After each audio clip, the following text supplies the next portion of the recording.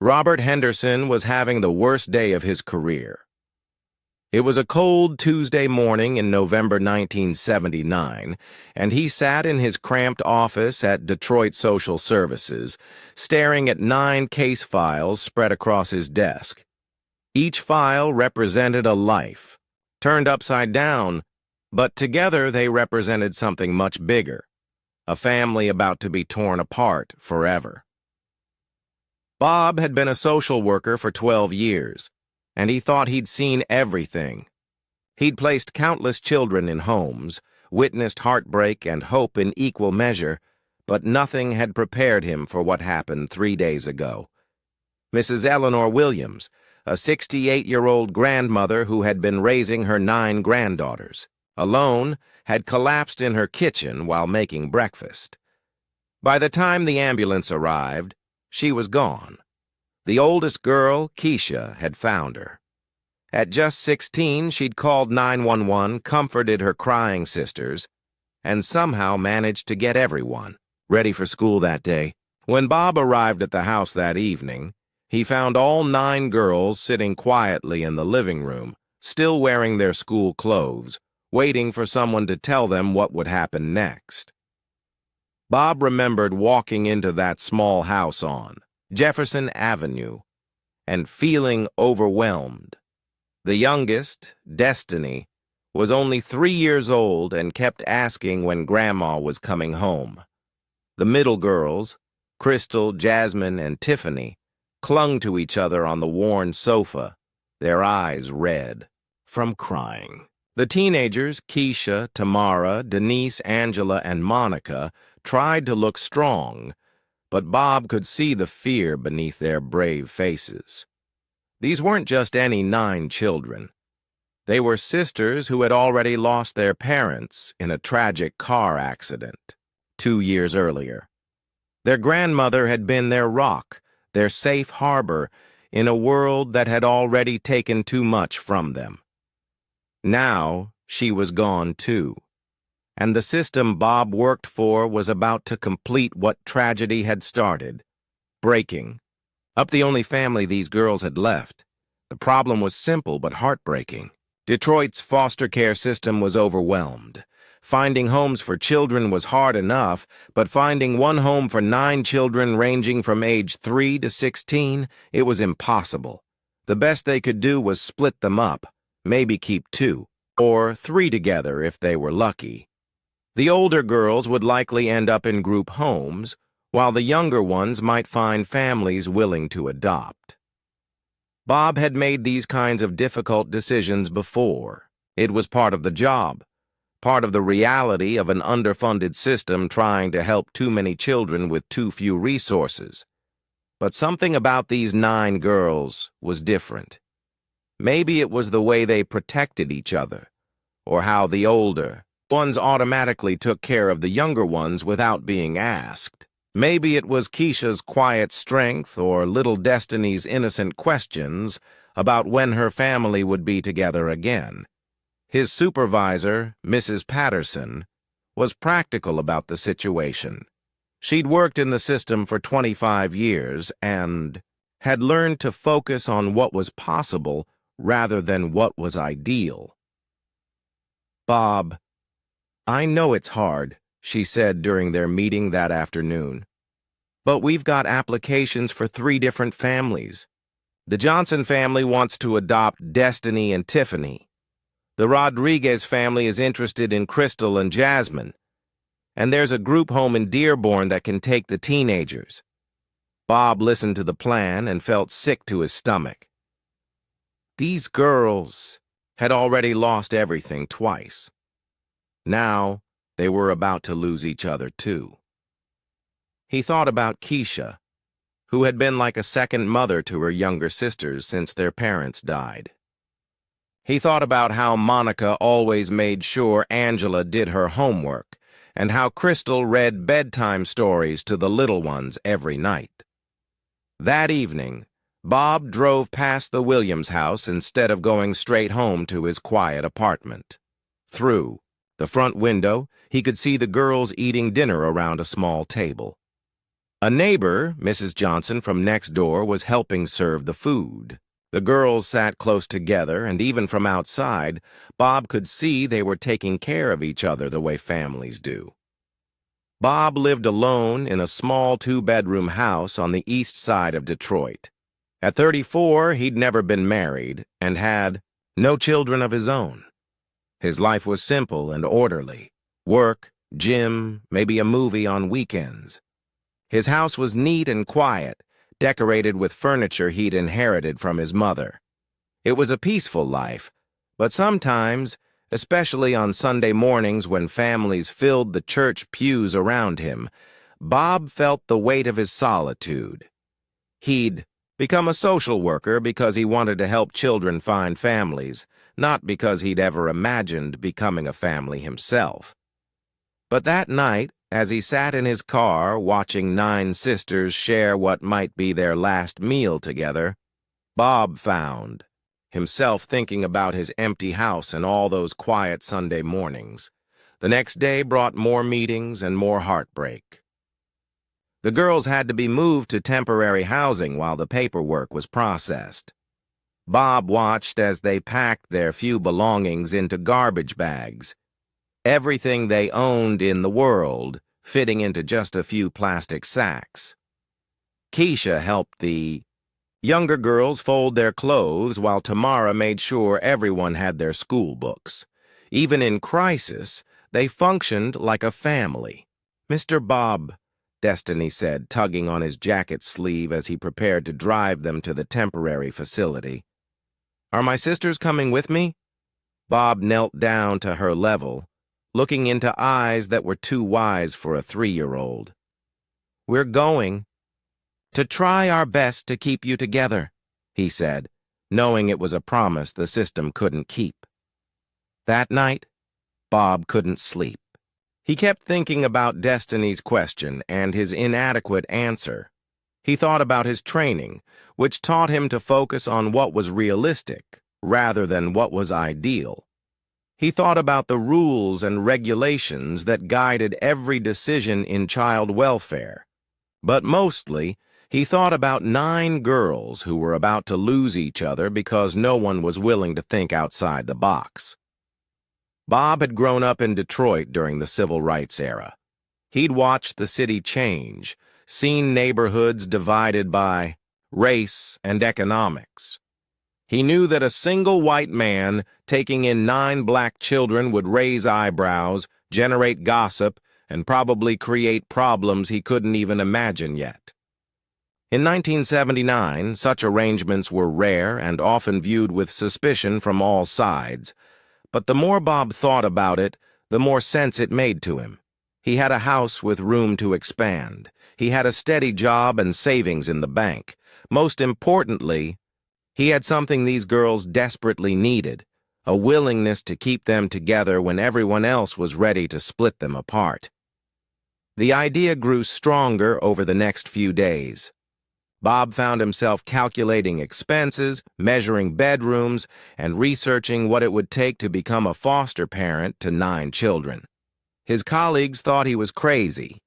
Mrs. Patterson tried to talk him out of it, reminding him that he had no experience raising children, let alone 9 girls ranging from toddler to teenager. "Bob, you're a good social worker," she said, "but this isn't like your other cases. You can't just place them and move on. These would be your responsibility 24 hours a day, 7 days a week. Do you have any idea what you'd be getting into?" Bob didn't have any idea, actually. He'd never changed a diaper, braided hair, or helped with geometry homework. He'd never dealt with teenage drama or potty training or 9 different personalities all needing attention at the same time. But he knew one thing for certain. These girls belonged together, and if the system couldn't find a way to keep them together, maybe he could.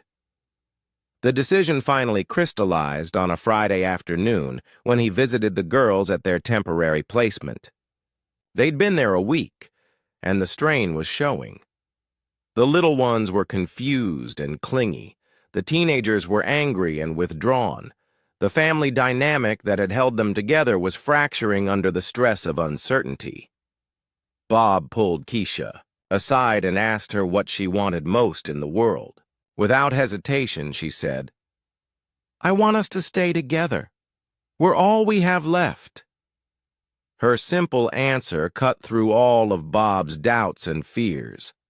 These girls needed each other more than they needed perfect circumstances or traditional family structures. That weekend, Bob submitted his application to become a foster parent. On Monday morning, he walked into Mrs. Patterson's office and told her his decision. By Wednesday, he was attending emergency parenting classes. By Friday, he was painting bedrooms and shopping for bunk beds. 2 weeks later, on a snowy December morning in 1979, Bob Henderson loaded 9 girls and their garbage bags full of belongings into his old station wagon and drove them to 1247 Elm Street, the address that would become home for a family nobody thought could work, but everyone hoped would survive. The first morning at 1247 Elm Street was chaos.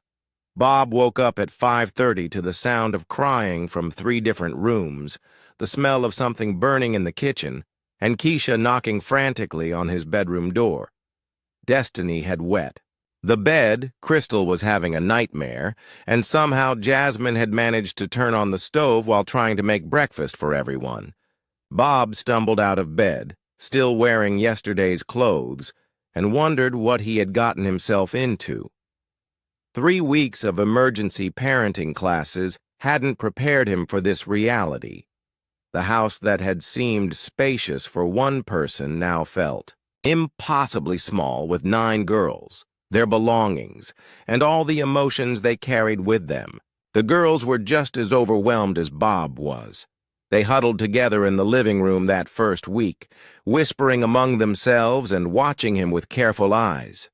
They'd learned not to get too attached to temporary situations, and despite Bob's promises, they weren't sure this new arrangement would last either. Breakfast became Bob's first real challenge. He'd stocked up on cereal and milk, figuring that would be simple enough. But Tiffany was lactose intolerant. Angela hated anything sweet. Monica refused to eat anything white, and Destiny would only eat if someone sat next to her. By the time Bob figured out everyone's preferences and restrictions, it was almost noon, and the older girls had missed half a day of school. Money was tight from day one. Bob's social worker salary barely covered his own expenses, and suddenly, he was responsible for feeding and clothing 9 growing children. He took a second job working nights at Murphy's Diner downtown, which meant leaving Keisha in charge of her sisters from 6 in the evening until he got home around midnight. The neighbors watched everything with intense curiosity and judgment. Mrs. Chen from across the street brought over a casserole the second day, but spent most of her visit asking pointed questions about Bob's qualifications and intentions. Mr. Rodriguez next door offered to help with yard work, but made it clear he thought Bob was in over his head. The mailman, the grocery store clerks, even people at church, everyone had opinions about the strange new family on Elm Street. Bob's biggest ally turned out to be Mrs. Washington, an elderly black woman who lived 2 doors down. She'd raised 7 children of her own and had been watching the Henderson situation unfold with interest rather than judgment. One afternoon, when Bob was struggling to figure out how to braid Crystal's hair before school, Mrs. Washington knocked on his door. "Honey, you're making that way too complicated," she said, gently taking the brush from Bob's hands. "Let me show you something." She spent the next hour teaching Bob basic hair care, and more importantly, she began teaching him about raising black children in a world that would judge them differently than it judged him. The girls tested Bob constantly those first few months. Monica, who was 8, would hide under her bed and refuse to come out when she was upset. Tamara, 14 and brilliant, would deliberately fail tests to see if Bob would give up on her like others had. Crystal would break things, not on purpose, but with a frequency that seemed suspicious. Each girl had her own way of checking whether Bob's commitment was real or just another temporary arrangement. Bob failed often in those early days. He burned dinner more times than he cooked it successfully. He forgot about parent-teacher conferences, sent the girls to school in mismatched clothes, and once accidentally left Destiny at daycare until 7 in the evening. But every mistake taught him something, and most importantly, he never stopped trying. The breakthrough came 4 months after the girls moved in. Destiny, who had been quiet and withdrawn since her grandmother's death, woke up sick with a high fever one night. Bob spent hours walking the floors with her, cooling her forehead with damp cloths and singing every lullaby he could remember from his own childhood. By morning, her fever had broken, and for the first time since moving in, she smiled at him. "Uncle Bob," she whispered, and the simple words hit him like a thunderbolt. He wasn't their father. They'd had one of those and lost him. But he could be something else, something uniquely his own in their lives. School became another battleground. The girls attended 3 different schools based on their ages, and Bob had to learn to navigate parent-teacher conferences, school supplies lists, and the complex social dynamics that came with being the only white parent in predominantly black schools. Some teachers were supportive, recognizing that Bob was doing his best in an unusual situation. Others were skeptical, questioning whether he could provide appropriate cultural guidance for the girls. Bob learned to listen more than he spoke during those early parent meetings. When Angela's music teacher mentioned that she had a beautiful voice but seemed afraid to stand out, Bob started playing gospel music at home and encouraged her to sing while she helped with dinner. When Tamara's math teacher said she was gifted, but lacked confidence, Bob began sitting with her every evening to work through homework problems, celebrating every correct answer like she'd won the lottery. The house underwent constant transformation during those years.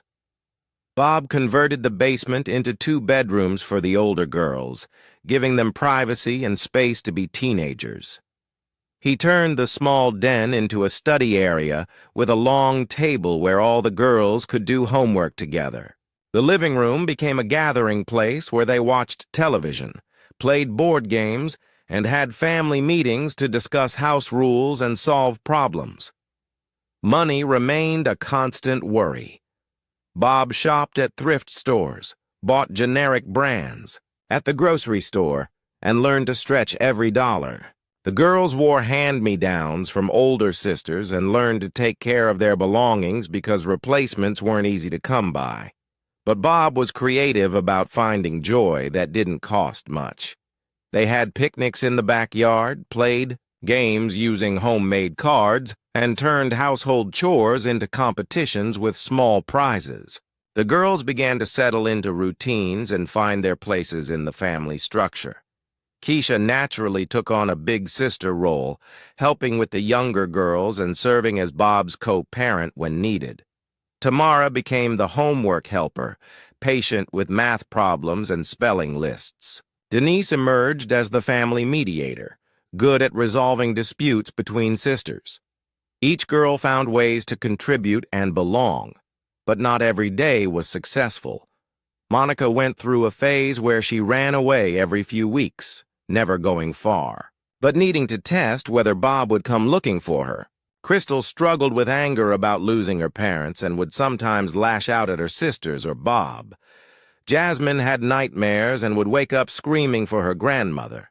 Bob learned that healing wasn't linear and that patient love sometimes meant dealing with the same problems over and over again. The community slowly began to accept the unusual family. Mrs. Washington became like a grandmother to the girls, teaching them to cook traditional dishes and sharing stories about their heritage. The pastor at New Hope Baptist Church, where Bob started taking the girls on Sundays, welcomed them warmly, and helped Bob understand the importance of keeping the girls connected to their cultural roots. School events became family celebrations. When Angela performed in the church choir, all 8 sisters and Bob filled an entire pew, cheering louder than anyone else. When Tamara won the regional math competition, Bob took the whole family out for ice cream to celebrate. When Destiny learned to ride a bike, her older sisters ran alongside her in the street, calling out encouragement. Bob's social worker colleagues watched his experiment with fascination and concern. Some admired his dedication, but worried about burnout. Others questioned whether one person could provide everything 9 children needed.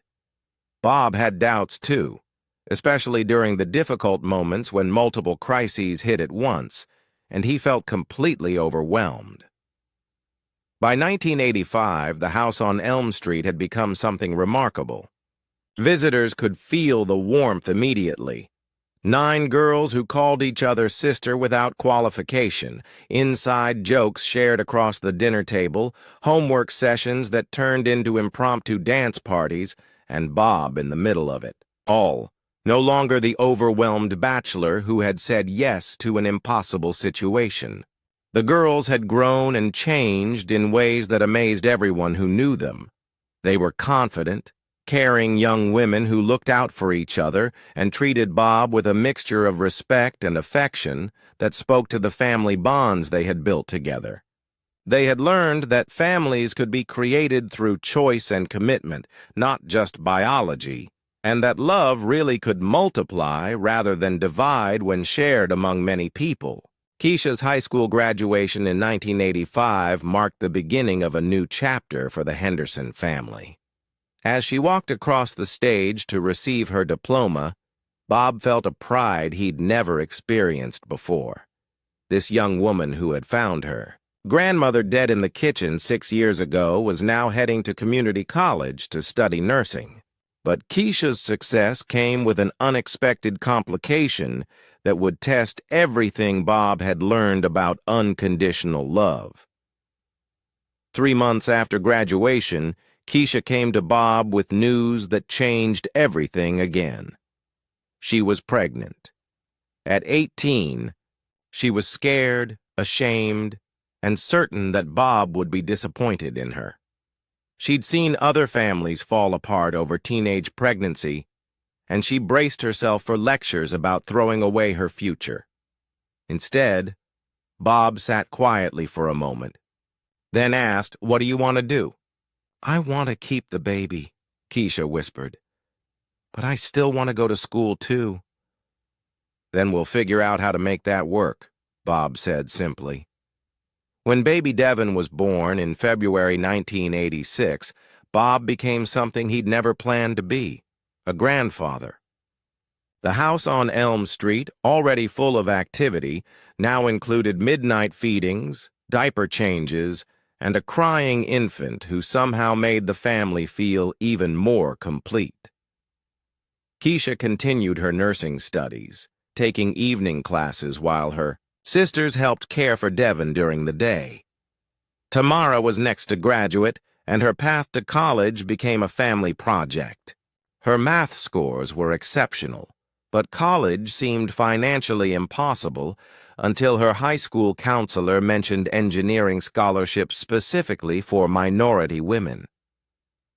Bob spent countless evenings helping Tamara fill out applications, write essays, and prepare for interviews. When the acceptance letter from Wayne State University arrived with a full scholarship, the celebration could be heard 3 blocks away. But success didn't come easily for everyone. Monica, now 15, began struggling in ways that worried Bob deeply. She'd always been the most affected by their parents' death, and as she entered her teenage years, the pain seemed to intensify rather than heal. She started skipping school, staying out late and hanging around with friends Bob didn't trust. The crisis came when Monica was 17. Bob got a call from the police station at 2 in the morning.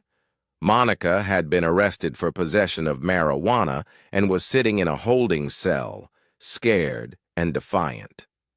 Bob drove downtown in his pajamas, bailed her out, and drove home in silence, while Monica stared out the passenger window.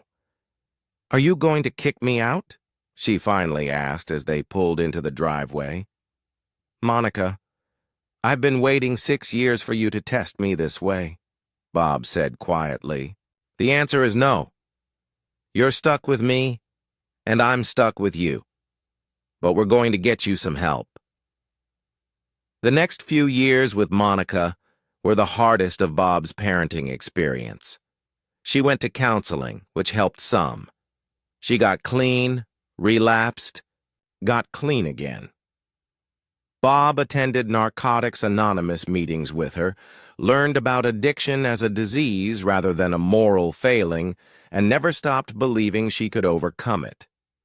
Monica's sisters rallied around her, too, creating a support system that eventually helped her find her way back. Meanwhile, the other girls were finding their own paths. Denise discovered she had a gift for debate and public speaking.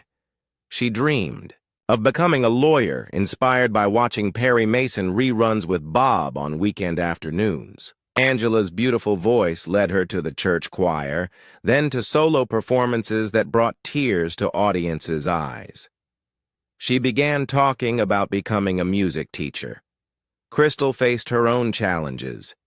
She'd always been the most artistic of the sisters, drawing constantly and creating elaborate stories about the characters in her sketches. When she turned 18, she announced she was moving to Los Angeles to pursue acting. Bob's heart sank, not because he didn't believe in her dreams, but because he knew how difficult and dangerous that path could be. "I have to try," Crystal told him the night before she left. "If I don't try now, I'll always wonder what might have been." Bob helped her pack her old Chevy Nova, gave her every dollar he could spare, and made her promise to call every week. For 2 years, Crystal chased her Hollywood dreams, working as a waitress and going to auditions. She got a few small parts in commercials and independent films, but the big break never came. When she called Bob crying one night, pregnant and broke after her boyfriend abandoned her, Bob didn't hesitate. "Come home," he said. "Your room is still here." Crystal returned to Detroit with her baby daughter Lily and a broken heart. But Bob had learned something important about family over the years. Sometimes coming home isn't failure, it's wisdom. He helped Crystal enroll in nursing school while her sisters took turns babying Lily. Crystal discovered she had a natural talent for pediatric care, finding purpose in helping sick children heal. Jasmine chose a path that surprised everyone. She'd always been quiet and thoughtful, preferring books to parties. When she graduated high school, she announced she wanted to become a social worker like Bob. She'd seen firsthand how one person could change lives, and she wanted to do the same for other children who needed families. Tiffany showed entrepreneurial spirit from an early age. She started braiding hair for her sisters, then for neighbors, then for anyone who would pay her. By the time she graduated high school, she had a regular client base and dreams of opening her own salon. Bob helped her develop a business plan and co-sign for a small loan to rent space in a neighborhood shopping center. Little Destiny, no longer little at 15, was the family's academic star. She'd been reading since age 4 and had never met, a subject she couldn't master. Her teachers talked about Ivy League potential, and Bob began researching scholarships and college prep programs. Destiny wanted to become a teacher, inspired by watching Bob help her sisters with homework for so many years. The late 1980s and early 1990s brought changes to the neighborhood, too. Crack cocaine hit Detroit hard, and Bob watched families around. them struggle with addiction and violence. The house on Elm Street became a safe haven not just for his 9 girls, but for their friends who needed a place to study, eat a meal, or just talk to an adult who listened without judgment. Bob's role evolved during these years, from hands-on parent to advisor and cheerleader. He attended every graduation, every school play, every awards ceremony. When Tamara graduated from Wayne State with her engineering degree, Bob cried openly in the audience. When Monica celebrated her first year of sobriety, he threw a party. When Angela got her first teaching job at a local elementary school, he helped her decorate her classroom. Money remained tight, but Bob had learned to be creative. He took on freelance consulting work for other social service agencies, sharing what he'd learned about unconventional family structures. He spoke at conferences about his experience, always emphasizing that love and commitment mattered more than traditional qualifications.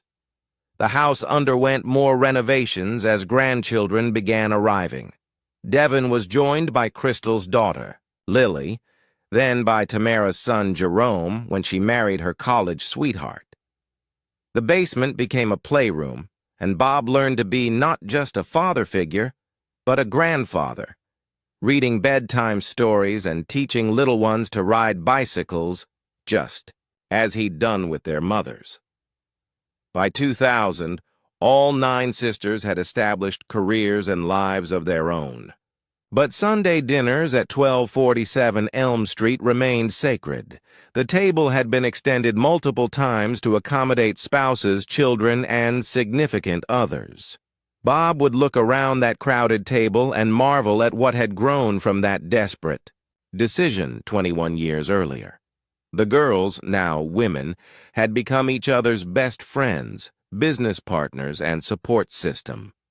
When one struggled, the others rallied around her. When one celebrated, they all celebrated. They'd learned that family wasn't just about sharing DNA, it was about showing up for each other again and again through every crisis and triumph life could bring.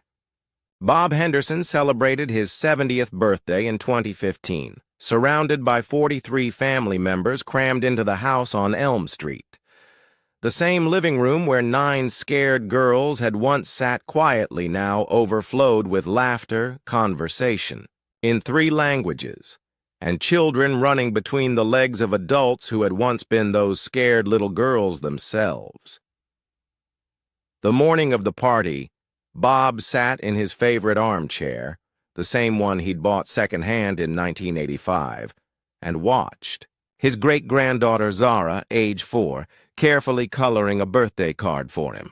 She had Crystal's artistic talent and Destiny's intense concentration, and watching her reminded Bob of all the mornings he'd spent helping her grandmother and aunts with their homework at the kitchen table decades ago. "Papa Bob," Zara said, using the name all the great-grandchildren called him, "why do you have so many daughters?" Bob smiled at the question he'd been asked countless times over the years. "Well, sweetheart, sometimes families choose each other instead of just being born together. Your grandmoms needed a family, and I needed them too, even though I didn't know it at the time." The house had been renovated and expanded 3 more times since 2000, but it still felt like the same warm, chaotic home it had always been. The walls were covered with so many photos that visitors needed several minutes just to take them all in. High school graduations, college ceremonies, weddings, baby pictures, family vacations, and holidays. 46 years of memories documented in frames that covered every available surface. Keisha, now 56, had become the unofficial family coordinator. She kept track of everyone's birthdays, organized the holiday schedules, and made sure Bob took his medications on time. Her son Devin, who had grown up calling Bob Grandpa, was now a father himself, working as a nurse practitioner at the same hospital where his mother served as head of pediatric nursing. "Mom always said you saved us," Devon told Bob during the birthday celebration. "But I think we saved you too. You went from being this quiet bachelor to having the biggest, loudest family in Detroit." Bob laughed, remembering his old quiet apartment and predictable routines. "Your mother's right. I thought I was rescuing 9 little girls, but really, you all rescued a lonely man who didn't even know he needed a family." Tamara had fulfilled her engineering dreams beyond what anyone could have imagined. She now owned her own firm specializing in sustainable building design, and her projects had transformed neighborhoods throughout Michigan. She'd established a mentorship program that had helped over 200 minority students pursue engineering careers. Every year, she brought her newest mentees to Sunday dinner at Bob's house, sharing the story of the man who believed in her potential when she couldn't see it herself. "Bob taught me that smart isn't enough," she would tell the young people sitting around the extended dining table. "You need someone who believes you can do amazing things. Now it's my job to be that person for you." Denise had indeed become a lawyer, but not the courtroom drama kind she'd imagined while watching television shows. Instead, she specialized in family law, helping create adoption placements and working to reform the foster care system. She'd represented dozens of families over the years, always keeping a photo of Bob and her sisters on her desk as a reminder of what was possible when the right people came together at the right time.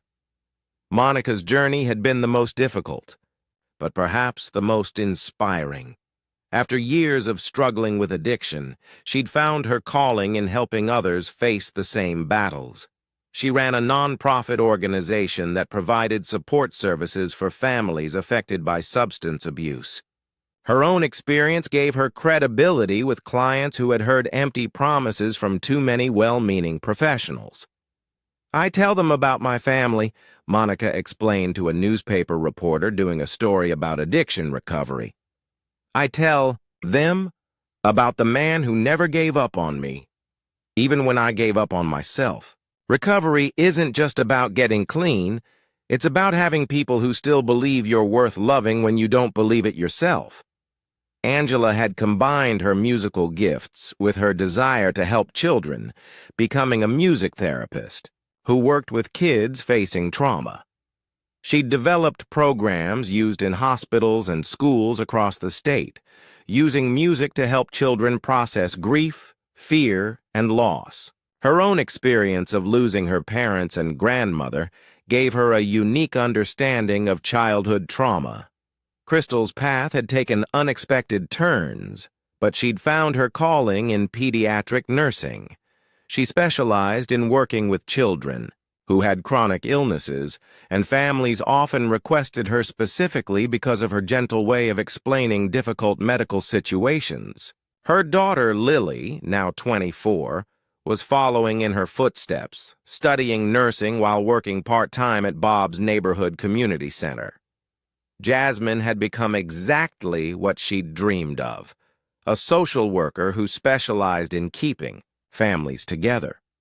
She'd worked on legislation to improve support services for kinship care arrangements and had been instrumental in creating programs that helped relative caregivers navigate the system. She often spoke about how Bob's willingness to think outside traditional boundaries had shaped her entire career philosophy.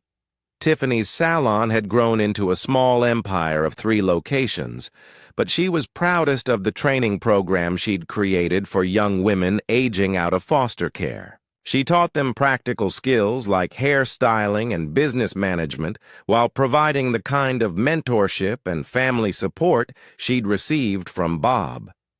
Many of her trainees had gone on to open their own businesses.